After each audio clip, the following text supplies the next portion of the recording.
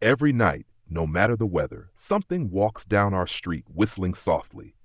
You can only hear it if you're in the living room or the kitchen when they walk by, and it always starts at exactly 3:03. The sound starts faint, somewhere near the beginning of the lane near the Carson place. We're towards the middle of the street, so the whistling moves past us before fading away in the direction of the cul-de-sac. When I was younger, my sister and I would sneak into the kitchen some nights to listen. Mom and Dad didn't like that, and we'd catch hell if they found us out there. But they were never too hard on us, since we always stuck to the one big rule. Don't try to look at whatever was whistling.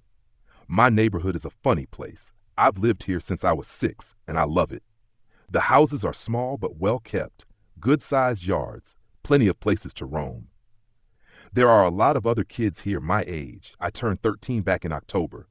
We grew up together and would always play foursquare in the cul-de-sac or roam around from back porch to back porch in the summer.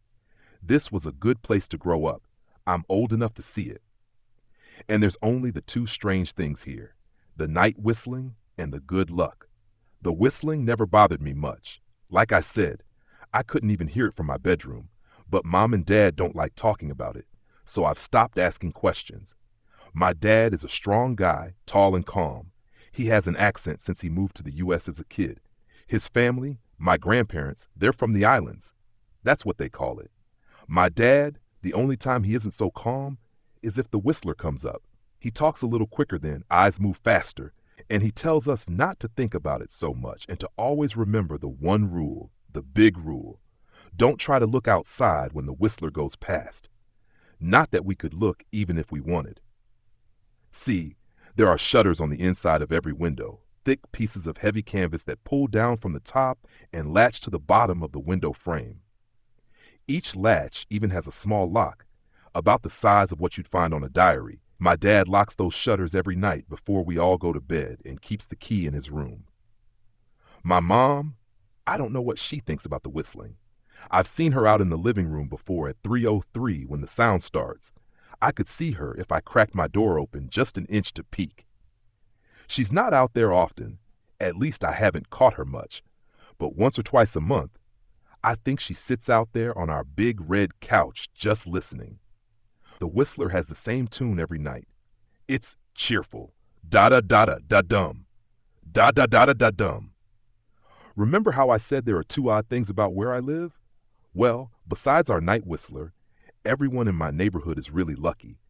It's hard to explain, and Dad doesn't like us talking about this part much either, but good things just seem to happen to people around here a lot. Usually it's small things, winning a radio contest, or getting an unexpected promotion at work, or finding some arrowheads buried in the yard. You know, the authentic kind. The weather is pretty good, and there's no crime, and everybody's gardens bloom extra bright in the fall.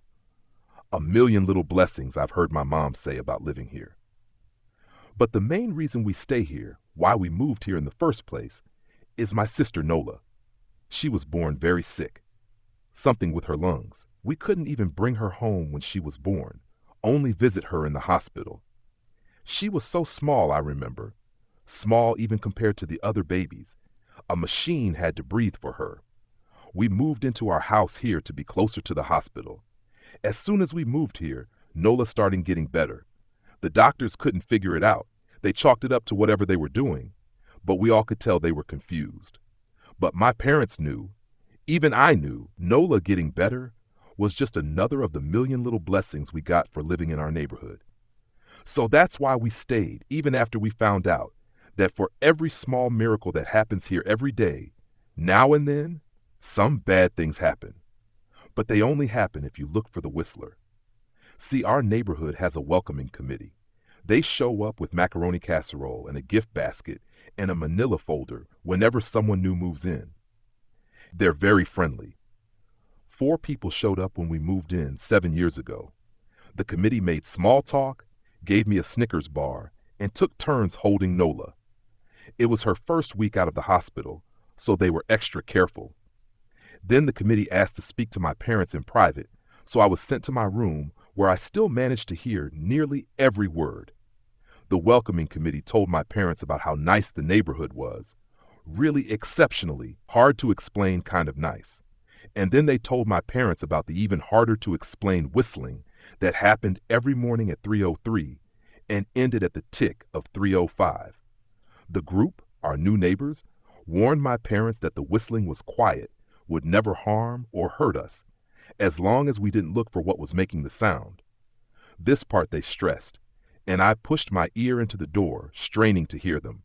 People who went looking for the whistler had their luck change, sometimes tragically. A black cloud would hang over anyone that looked. Anything that could go wrong would. The manila envelope the committee brought over contained newspaper clippings, stories about car crashes and ruined lives, public deaths and freak accidents. Not everyone dies, I heard the head of the committee tell my dad. But the life goes out of them. Even if they live, there's no light in them ever again. No presence. My mom, I could tell she wasn't taking it seriously. She kept asking if this was some prank they play on new neighbors. At one point, my mom got angry, accused the committee of trying to scare us out of our new home, asked them if they were racist on account of my dad being from the islands. My dad calmed her down, told her he could tell our new neighbors were sincere and they were just trying to help us. He explained that he grew up hearing these kinds of stories from his mom and that he knew there were strange things that walked among us. Some of those strange things were good and some were bad, but most were just different. After the committee left, Dad went out to the hardware store, bought the canvas blinds, the latches, and the locks, and installed them on every window in the house after dinner. That first night in our new house, I crept out of my room at 3 a.m., only to find my dad awake sitting on the living room couch holding my baby sister. My dad held up his finger in a shish motion, but patted the couch next to him. I sat and we waited. At exactly 3:03, we heard the whistling. Da-da-da-da-da-da-dum. Da-da-da-da-da-dum. It came and it went just like our neighbors said. The whistling returns each night and we never look and we enjoy our million little blessings every day. Nola breathes on her own and she's grown into a strong, clever girl. My dad even joined the welcoming committee. We don't get new neighbors often. Why would anyone want to leave? But when a new family moves in, my dad and the committee bring them macaroni casserole, a gift basket, and the manila folder. I can always tell by the look on my dad's face when he comes back if the family took the committee seriously or if we'd be getting new neighbors again very soon. Not long ago, a family moved in directly next to us. The previous owner, Miss Maddie, passed away at age 105. She'd lived a good long life. Our new neighbors seemed like they'd fit in just fine. They believed the welcoming committee took my dad's advice about the locking shutters since they had a young child of their own. Whatever newspaper clippings were in that manila envelope, whatever evidence, my dad never let us see. But I imagine it must have been awfully convincing since our neighbors got along with no issues for the first month. One night, when our new neighbors had to leave town, they sent their son, Holden, to stay with us. He was 12, a year under me in school. I didn't know him well before that night, but as soon as his parents dropped him off after dinner, I could tell it was going to be a bad time. "Do you know who is always out there whistling every night?" Holden asked the moment the adults left the room. The three of us were sitting in the den, some Disney movie playing idly on the television. My sister and I exchanged a glance. "We don't talk about that," I said. "I think it's that weirdo that lives in the big yellow house on the corner," Holden said. "Mr. Tolles?" my sister asked. "No way. He's really nice." Holden shrugged. "Must be a psycho killer then." Nola tensed. "We don't talk about it," I repeated. "Let's go in my room and play Nintendo." We spent the next few hours playing games, eating popcorn, and then watching movies. A typical sleepover, but I could see Holden was getting antsy. After my parents had wished us a good night, locked the blinds, and gone to bed, Holden stood up from his beanbag and walked over to where Nola and I were sitting on my bed. "Have you ever even tried looking?" he asked. "It's nearly time." Like most sleepovers, we'd conveniently ignored any suggestion of a bedtime. I was shocked to see he was right. It was almost 3 a.m. I sighed. "We don't." "See, I can't. I can't even try to look because my dad locks the blinds every night and hides the key," he continued, ignoring me. "So does our dad," said Nola. "No," replied Holden. "No, he doesn't." "You saw him do it," I said, a little sharper than I meant to sound. Holden grinned. Your dad locks the blinds, yeah, but he doesn't hide the key. He keeps it right on his normal keychain. So? I asked, worried I already knew what he would say next, because I had noticed that my dad didn't bother hiding the key anymore after all of these years, because he knew we took it seriously. So, after your dad locked up, but before your parents went to bed, I went to the bathroom. And on my way, I may have peeked into their room, and I may have seen your dad's keychain on his nightstand. And I maybe went and borrowed the key to blinds. Nola and I stared, and his grin only grew wider. You're lying, I said. Holden shrugged. You can check if you want. Just open your parents' door and look. You'll see his keychain right there on the nightstand. Stay here, I told both of them. Don't move a muscle. I hurried over to my parents' room, but hesitated at the door. If Holden wasn't lying, my dad would be angry, beyond angry. I was scared thinking about it, but more scared of an open window with the Whistler right outside. I opened the door barely an inch and looked in, but it was too dark to see. Taking a deep breath, I walked into the room. 2 steps into the dark, I froze. The whistling started, and I could hear it clearly from my parents' room. I never realized, but they must have heard the sound every night since we moved into the house. They never told us. I don't think I could have slept through it. I stood there, listening to the whistling come closer, unsure whether I should turn on a light or call out for my dad. Soft sounds from the living room brought me back to reality. Nola, I yelled, running out of my parents' room. Holden and Nola were standing near the front door next to a window. Holden wasn't lying. I could see him fumbling with the lock on one of the blinds. I heard a click. He did have the key. Holden let out a quick laugh. Nola stood next to him, hunched up, afraid but maybe curious. The whistling was right outside our house now. I think I made a sound, called out. I can't remember. Time felt frozen, clock hands nailed to the face. But I found myself moving. I'm not fast. I've never been athletic. Somehow, though, I covered the space between myself and Nola in a moment. My eyes were locked on her, but I heard Holden pull the blind all the way down so it could release. I heard the snap of it start to raise, and I heard the whistling just on the other side of the window. But I had my arms around Nola, and I turned us so she was facing away from the window. At the same time, I jammed my eyes shut. The blind whipped open. The whistling stopped. I felt Nola shaking in my arms. Don't look, okay? I told her. Don't turn around. We were positioned so that she was facing back towards the hallway, and I was facing the window. My eyes were still closed. I felt her nod into my shoulder. I reached out with the arm not holding Nola and tried to touch Holden. My hand brushed against his arm. He was shaking worse than Nola. Holden? I asked. Silence. I reached past him and gingerly felt for the window. Eyes still sealed shut. The glass was cold against my fingertips, colder than it should have been for the time of year. I moved my hand up the window, searching for the string to the blind. The glass began to get warmer the further I reached, and there was a gentle hum feeding back into my fingertips. I tried not to think about what might be on the other side of the window. Finally, I touched the string and yanked the blinds shut. I opened my eyes. In the dim light leaking out from the kitchen, I could make out Holden, pale and small, staring at the now closed window. Holden? I asked again. He turned towards me, and he screamed. Everything became a flurry of motion. Lights sparked to life in the hall, then the living room. My parents' footsteps thudded across the hardwood floor. I didn't turn to look back at them. My eyes were glued to Holden.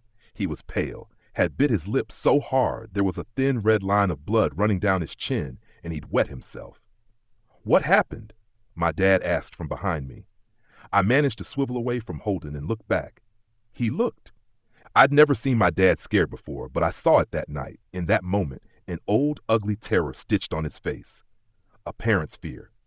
Just Holden? He mouthed to me. I nodded yes. My dad let out a breath. He looked so relieved I nearly expected him to cheer. But then he turned to Holden, and my dad's face changed. I wondered if he felt bad for feeling good that Holden was the only one that looked. There was a knock at the door. We all froze. Holden whimpered. Don't answer it, my mom said. She stood at the threshold of the hall. I'd always thought she was a skeptic and just humored my dad about the windows and the Whistler, but that night we were all believers. I noticed that both of my parents held baseball bats they must have taken from their bedroom.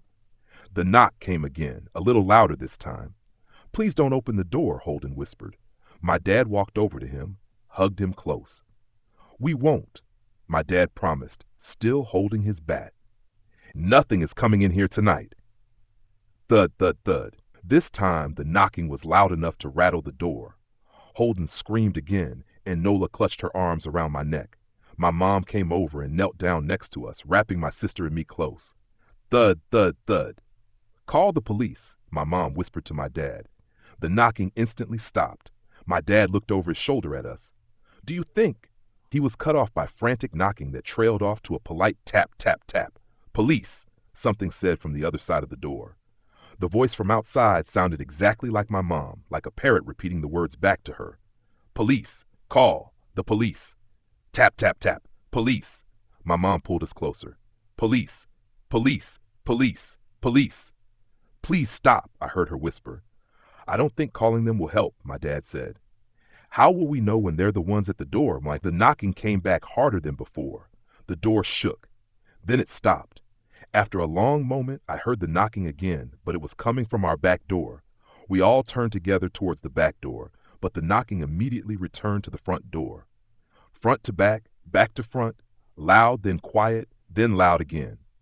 Suddenly, the sound was coming from both doors at once, big, heavy blows like a sledgehammer. Then something started rapping against all of the windows in the house, then the walls. It was like we were living inside a drum with a dozen people trying to play at once. Or we were a turtle and something was attempting to claw us out of our shell. "Stop!" Holden yelled. The knocking died.